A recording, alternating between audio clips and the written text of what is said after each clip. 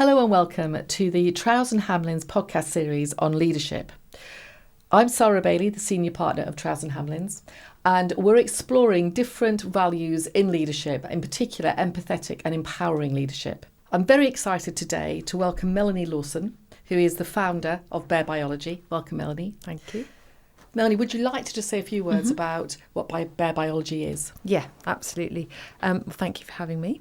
Bear Biology is a premium brand of health supplements, primarily designed for women, but not exclusively for women, which I founded 13 years ago.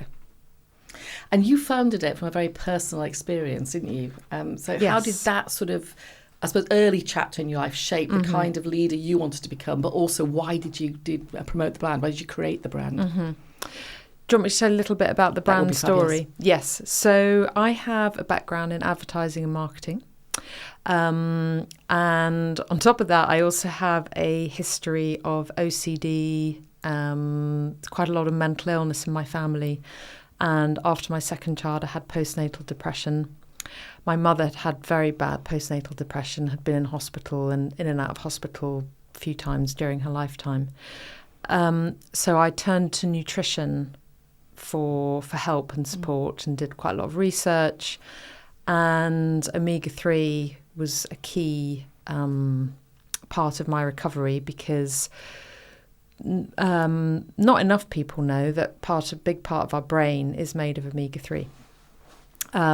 So when you're pregnant and you breastfeed, you become very depleted, and then that has an impact on your brain health. So I basically became obsessed with omega-3 and decided to start my own omega-3 brand. And that's how Bear Biology was created. That's how it was created. So yeah, it came from a very personal place. I do have, as I said, a background in marketing and advertising, and I understand brand and the power of brand. But I didn't know anything about supply chain, logistics, creating a product, making a product, selling a product. I was used to selling products for other people. Yeah. And I think looking back as to when that would have been, there was very little out there, which I would say as a woman, having been through all that, there was nothing when I had children that was specifically to help you through those sort of issues. So that personal experience really drove, from your perspective, creating that brand in order to make sure that other women could benefit from that, as well as men, because my husband takes it as well. Yes, so I can say that. Yes, absolutely, because it's quite a simple thing. I mean, most women know and are told that you need folic acid leading up to, conception and then during pregnancy. But omega-3 is also really essential, and not enough people know that. So, yeah, people talk about mission-led businesses. It is very much, and still is, a mission-led business around, quite basic nutrition that can make a huge difference to your life. And how would you describe yourself as a leader? So coming from I think we were just talking earlier about from your kitchen table to creating this business, this bigger business. What sort of leader are you? I'd say I'm a very gentle leader, if that's the word. I really like the use of kind of therapy language translated into a business setting, because all leadership is really about human relationships. And there's a really, I think, helpful piece in therapy, which is you can't change others, you can only change yourself. So I think a lot of times in leadership and in people management, the manager, the leader, looks at the person, the direct report, and thinks, you need to be more like this, that, or the other. And actually, when you look at yourself first and think, okay, well, I need to be a certain way so that I can then lead this person. And I think maybe just because I'd never done it before, I'd managed a couple of people in my role. Also being a mum helps. So I was a mother of 3 children when I started the business. My youngest was 2 at the time. And you do develop management skills being a mum. So you can also apply some of those into business. But I just went very gently and carefully and and I still think I don't know anything. So from I don't really know anything. I've never done this before. So, yeah. So how did you get from, because you had 3 children, you'd obviously been through this period of postnatal depression and getting to grips with that yourself. You had this great idea. You're from a creative background, but not from a biological background. No. So what were the steps you took to actually bring the business forward? I mean, how did you take it from that coffee table moment of thinking, I need to do something? I just followed the logical steps that made sense to me. So I want to launch an omega-3. I want it to be the best one in the world. So I need to find the best fish oil. So ours is fish oil based omega-3. So then I need to go and find the people that make the best one. And then I need to approach those people and persuade them to sell me a small amount. And then I need to figure out how to put it into a format that people can then buy. And at the time we launched with a liquid. We now do capsules as well. But, how do we get it into a bottle? And then you learn along the way, actually, you can't just put it in a bottle because it oxidizes and then it goes off and then it smells horrific. And you also need to add a bit of flavour. So I just kind of followed all the steps, learnt things very, very painfully and slowly. And, learnt that now. And I just followed a logical sequence of events of getting the product, how do we market it, building a website. And I just did it literally step by step. So you make it sound very easy, yes. but it absolutely wasn't. And I can see the logical side of it. But what key things do you think you learned in the early days of business, and the key things, I suppose, key lessons you learned as you were developing this about leadership and about business? Many, many things. I've always been very, probably because I have OCD, very obsessed with list making and keep writing stuff down. I think also because we're both from an era which is pre-digital. So at university, everything I did was handwritten. My dissertation, I think, was typed, but we had to borrow a typewriter in the library because no one had any. Or maybe it wasn't a PC, but I write everything down, and I still do. So I learned very quickly that I had to document everything. And if my head of ops is to this, you think you're not a systems processes expert by any means. But keeping everything written down, not relying on your memory, keeping email threads. I mean, as a lawyer, I guess you would know this inside out, is, suppliers let you down. They gaslight you. They say, no, we never agreed to that. So being able to have paper trails. So I learnt that very quickly. The leadership piece came a bit later, although there is leadership in supplier relationships, and I felt very underqualified, certainly at the beginning, because, people would say, so, what's your business? And they'd look me up and I'd say, well, you won't find anything because we haven't started yet. What's your background? And I'd say, well, I've been, a housewife for the last 7 years. But I used to work in advertising. So getting people to take you seriously. Also, again, I was just very honest and very humble and would say, I don't know anything about this. So, can you help me? These are the sort of things I'm thinking.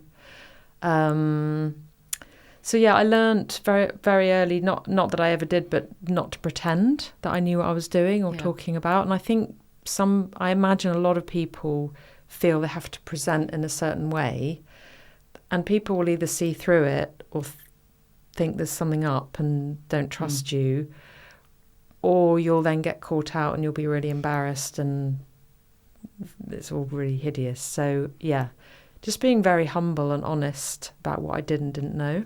So again, that's soft leadership in a way. Because I'm like you. I'm very much on the write everything down. Yeah. I have lists of lists of lists. Yes, same. I like to tick off things on the list. It makes me feel in control. Yeah. But that whole about bringing people with you, I suppose, collaborative sort of leadership style. So Bare Biology's slogan is made for and by courageous women. I suppose the first question I've got is, why is that the slogan, and what was behind that, and then how do you translate that into your culture in your business, or how would you say the culture of the business you run is, but how you translate that into that culture? Yeah. We've really struggled actually to encapsulate what it is we do, and that's on our About Us page, isn't it? Yeah. So we may change that actually, but it's still true.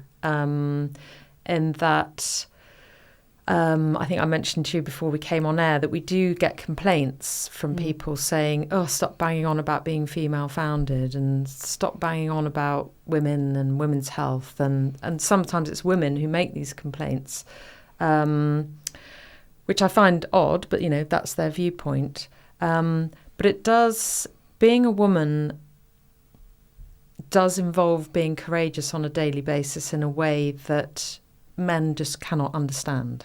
So I'll give you a really good example, is where the station that we park in, because I don't live in London, you can drive up a few floors, so you're on the same level as the train platform, so you don't have to go down stairwells.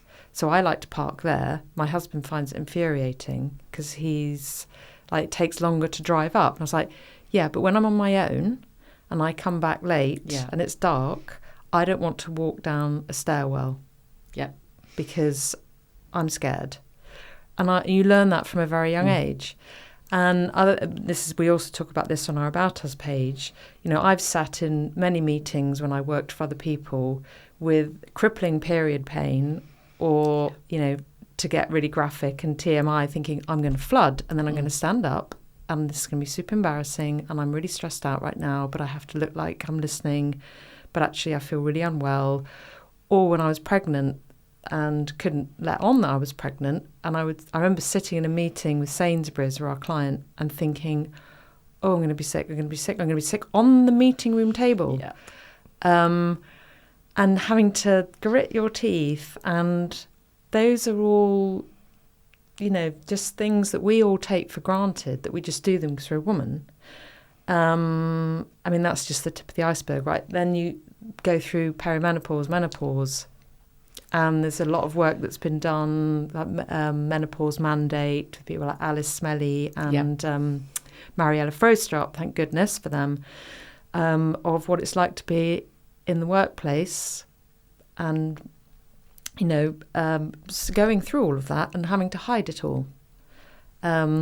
So that's how that came about. And I think, to say from there, I'm incredibly grateful for women like you that have actually created these, I suppose, allowed us to talk about it as well, and actually to be open about it. And the menopause is, I'm just coming out of it, but when it just wasn't spoken about. You just didn't do that. So when you started talking about it or tried to find supplements, it was really, really tough because it was just sort of something that you're just meant to get on with rather than. Yes. So I think it's very powerful. Yes. That we actually are out there talking about this and having products and having women leading in this way. Very powerful. And that's also, I remember when I was young, you had to hide your sanitary towels or your tampons because, your father found them offensive in the toilet, or, that wasn't in my case. But I had friends whose fathers didn't want to see those. So don't have them in the bathroom. And then in terms of how it translates into leadership, I think that was your question. So it's your culture of your business. The culture, really. Yes. So actually, up until very recently, we've always been an all-female team. Not actually by design, but just that's the way it kind of happened. We now have 3 and a bit men, one's part-time. But the way it translates is I've really built a culture where everybody's honest. And I say to everyone all the time, none of us are mind readers. You're not a mind reader, so you can't read my mind. And I'm not a mind reader. So if you're in the office looking glum or upset or stressed or distracted, I might make up that you're bored, or you can't be bothered, or you wish you were somewhere else. But actually what might be going on is your mother's in hospital and you don't want to share, you don't feel you can share that. Because in many businesses, and I think this is getting better, but it is still the case, that you keep your private life to yourself and don't bring it to work, and be professional. And so, and likewise, I say to them, if I look a bit glum or distracted, they will automatically go, oh my God, she hates me, or I'm going to get fired, or she thinks I'm stupid, or whatever. And actually it's because I've had a massive bust up with one of my kids that morning. I'm going through perimenopause. I haven't slept. So it's not a case of let's all come to work and have a good moan. But if you've got something going on, you share it with your manager, or you say, hey guys, I'm in a bit of a grump today because this thing happened. So, and that works really well for us because it stops that mind reading, gossiping. Oh, what's up with them? Yeah, it's more open, inclusive culture. Yeah. And how big are you now in terms of as a business? But people, how many people? People-wise, we're just about. I think we're now 18 because we've just employed a couple of people. We deliberately keep the team as small as possible, and we don't want to get much bigger. And I've actually been learning recently through some consultants we've been working with that there are some very big, successful D2C businesses that have very small teams, and you don't need an enormous team. So, yeah. And have you found, as your team has grown to that 18 people, has there been sort of like growing pains, effectively going to get there? Yes, very much so. Yeah, and I think, there are different growing pains. I think there are people who were there from the early days who found it difficult with that transition with other senior people coming in, because I always employed quite very junior people and trained them up and built them up because I didn't have money for salaries, and I kind of didn't know who to hire at the beginning. So I can't cope with this bit anymore, so I'll hire someone to do that. Yeah. And then I think that's been quite difficult for some of them, but we've mostly moved through that. I think also, we've just hired somebody who I still haven't met. And whereas before I would insist that I meet everybody that we hire. And that's not possible, really, going forward. And I can't be involved in people management. So is this the first time you haven't met someone? This is the first time I haven't met someone. It's a big step, really. It's a big step. Yeah. Because with any business, isn't it? As you grow, there are certain tipping points at each sort of, I suppose, level of growth. Yes. Whether that's people or whether that's turnover or whether it's profit or whichever way you look at it. And to keep the culture, to keep that open and honest and transparent culture, I would have thought you have to constantly work at it. Yeah. To make sure that whoever's new's coming in also buys into it. Yes. And that's something that we haven't codified and written down as such. So my direct reports, who are, I guess, the senior team, I hire people who have similar values in a similar way. But they now are the people that will, disseminate that culture and lead in the way that I would like them to lead, but also they have to bring their own style and their own personality. So that will be a challenge, I think, as we grow, because we're growing very quickly and we need to hire some more people, and we need to hire some more senior people. Yeah. And potentially some very senior people. And I think that's when it's going to be tricky, because very senior people will come with a way of doing things and their own views. And also I would be hiring them for those views and that experience. Yeah. So I think that's my next challenge, because I do need to, for the business to grow and for me to, retain my sanity and health, need to let them get on with stuff. Yeah, and again, that's another stepping stone, isn't it? When you realise actually you're going to a point where you need to, I suppose, step back a little bit, not away, but just back from certain bits. And that's another stage in leadership. Yeah. And how you grow as a leader. So coming on to that, you're part of an organisation called By Women Built. Yes. And for those of you who did listen to our last podcast, we interviewed Sahar, who is the founder of By Women Built. What do you get out of that organisation? Why are you part of it? Well, firstly, I'm a massive Sahar fan because I read her book, Anyone Can Do It, when I was working in my sort of late 20s. And I'd always wanted to have my own business. And I read that and I thought, one day I'm going to have my own business. So when I first met her, I was really starstruck. Again, I mentioned earlier, some people complain about this, but actually I think to be role models for girls and young women who are at school, leaving university, to raise their aspiration of what they can do and also broaden their options of what they can do is so important. So I think, seeing that BWB logo that's on all of our packaging, it's on, I think, pretty much all By Women Built brands now. I think everyone's rolled it out. They can see, this is a female-founded brand, and I could do that. And there are some fantastic young female entrepreneurs like Bijou de Mimi, my daughter's love, and seeing young female entrepreneurs all over social media is just so important. I remember I was invited years ago actually by an MP to talk in her constituency at a school to the girls there, because their aspirations were so low in terms of what they could do when they left school, to show them actually there are other things you can do. And these girls were, you could see, they think, I could do that.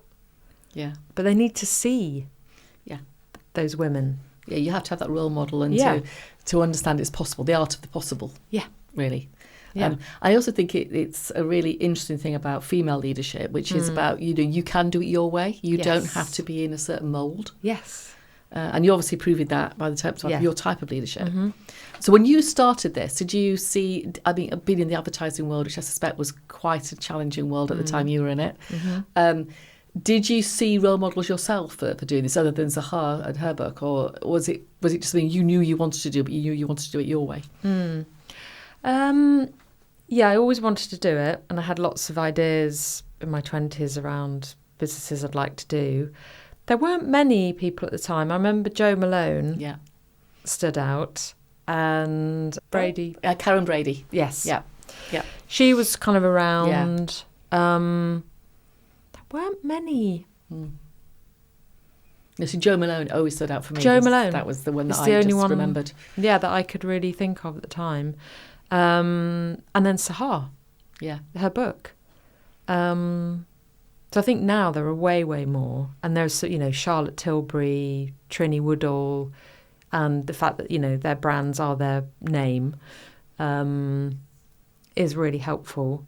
But I also wonder if girls, young women think, well, okay, maybe that's the name, but there's probably a group of men behind it. And actually, it's surprising how there's quite a few menopause products that are male-led. And you think, that's quite odd. Yeah. No, it is interesting, because I've been doing quite a bit of my own research into that side of things, and there's a product called Luminity, which I've got. But again, that's not female-led, which I hadn't realised until quite recently. But it is quite interesting. And it's great that men are doing it. I'm very pleased about that. Absolutely. But it's quite interesting how probably even now we still don't have that many female leaders in some of these areas. Yeah, they're not super visible. I think that's the thing. Obviously there's the Kardashians, but I don't think they're the right kind of role models, in that, somebody who has, there's a fantastic brand called, I want to say Gel Bottle. Yeah, Gel Bottle. It's a nail gel. Oh, nail gel, yeah. Yeah. And I always think of her because she started in Brighton like us. We're originally Brighton-based, or still Brighton-based. And she was in our co-working office, and she started very, very small, and now has this huge business. But she didn't have any leg ups or money or backing. It was just hard graft. And as far as I know, I might be misspeaking, but I don't think she had business experience. Or I think those are the people that girls need to see, because they might, well, it's fine for them because they've got loads of money and their parents are famous and their husbands are famous, or Victoria Beckham I think is a really great example.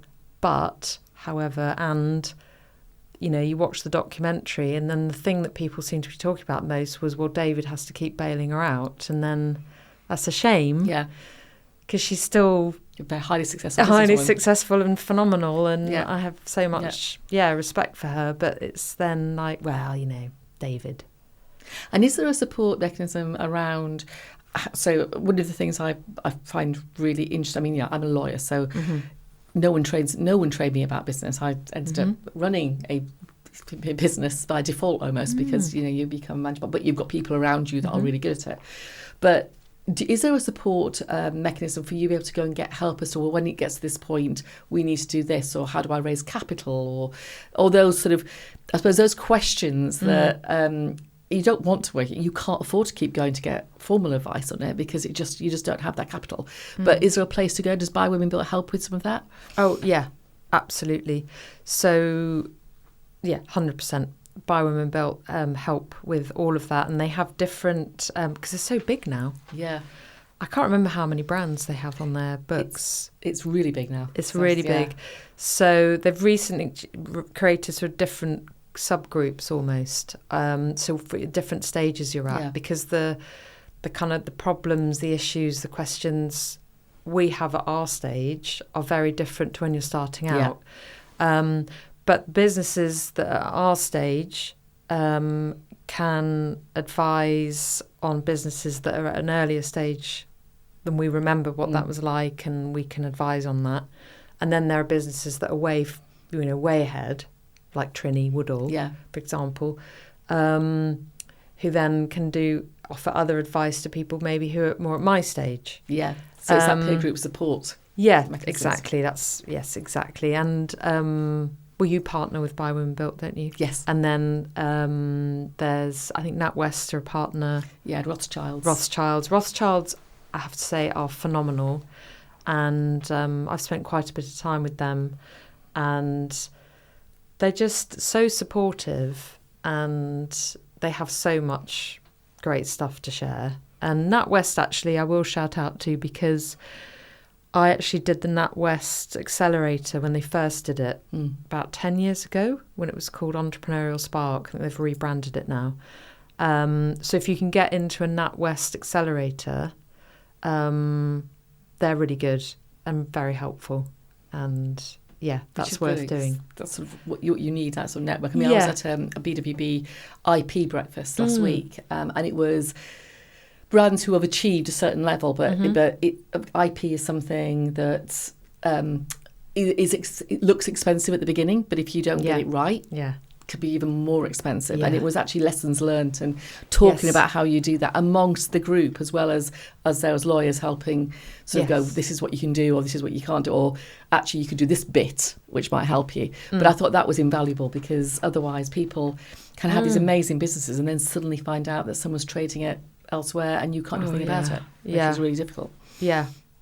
No, completely. And I think that's where By Women Built is phenomenal. And I think, again, not to sound really cliched, and I'm not man bashing in any way, but men have their more sort of historical sort of networks of, we play golf, or, clubs, but I think what's really interesting about female entrepreneurs is they're very collaborative, even with their competitors.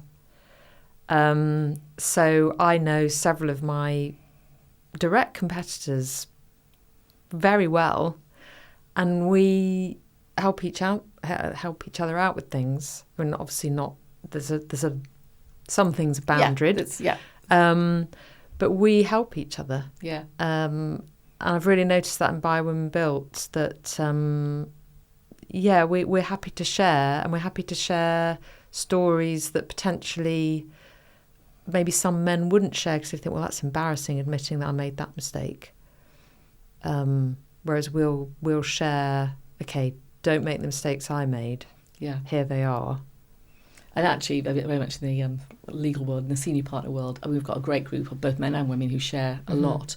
But there is a small group of us as women who probably are more likely to go, oh my God, did that one wrong. That didn't work very well. I wouldn't do that. I'd do this. And actually be prepared to sort of do that, which I think for me is invaluable. It's like just having that a bit of honesty to say that. I think it's really helpful.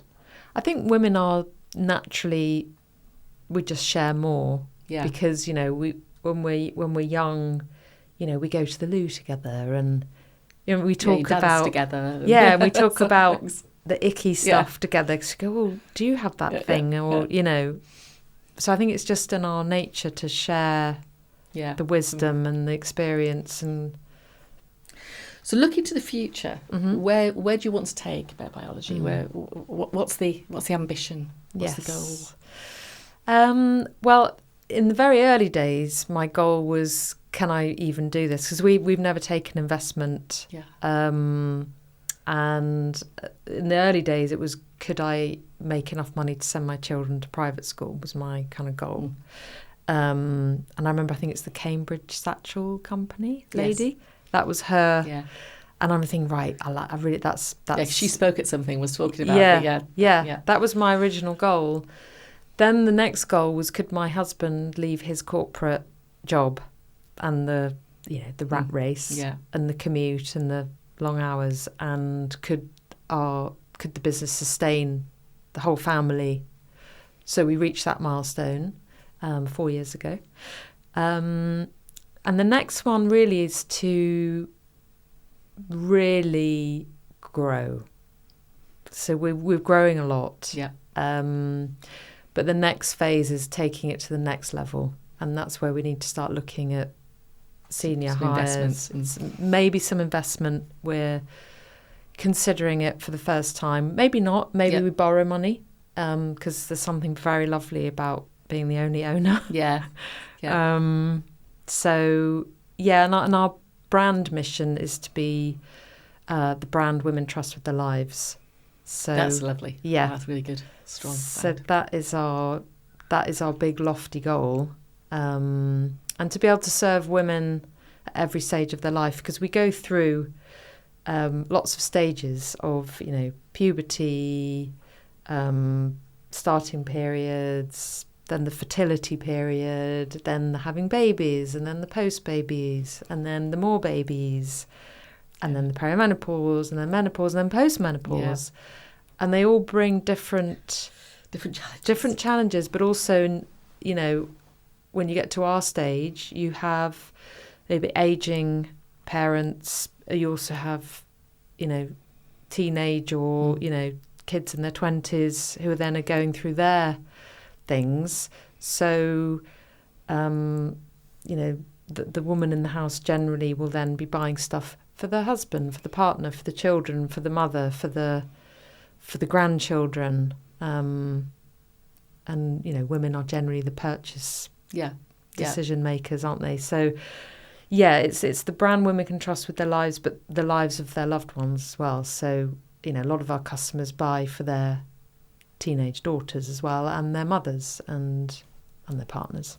Yeah, and I think genuinely what your brand's really interesting, because even though it's geared towards women, like I say, that the reason I knew about Bare Biology was actually, to be fair, first of all, was my sister-in-law who she was the first person who bought it, and my husband's very much into wellness and things like that. He found it and it was like this is a brand we've got to have. Oh. So actually, I think it appeals across the piece. But that trust, I think that's the key thing, isn't it? So for any business, any profession, it's trust. It comes down to you're creating a personal relationship through your branding and through your research and gaining someone's trust that way. We it's different for us. Ours is our direct relationship with somebody, but it's the same. Comes down to the same thing. It's trust. Completely, and that is the one thing that we have worked very, very hard to build, and that comes across in all of our customer reviews, and it's why we have various certifications, like all of our fish oils are tested every batch, and we publish all the results. It's in our name, Bear Biology. So yeah, that's very important, and we'd never do anything to damage that trust. So, final question. What is the one piece of advice you would give to leaders who...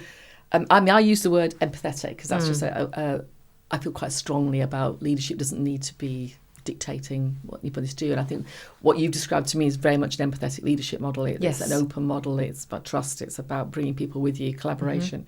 But what would the advice you give to somebody who wants to do that but just doesn't know where to begin, just doesn't know what to do? It's a tough one. That's a tough question. That is a tough one because I guess it depends why they're finding it hard to do. But I think, to your point earlier, is you don't have to try and be a man. You don't have to try and emulate a sort of a kind of, I would use this. Oh my God, what was it called? Wall Street. The character Gordon Gekko. Yes. Gecko, so that's the kind of, and then it was Melanie Griffiths and the Working Girl. Those were the two kind of. You don't need to be like that, like the Gordon Gekko.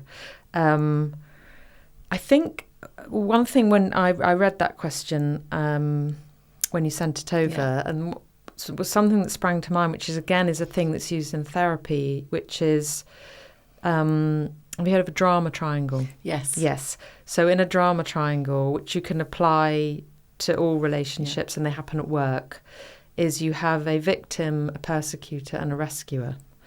And I think where particularly women can get stuck and it goes a bit wrong is instead of being an empathetic leader, you become a rescuer.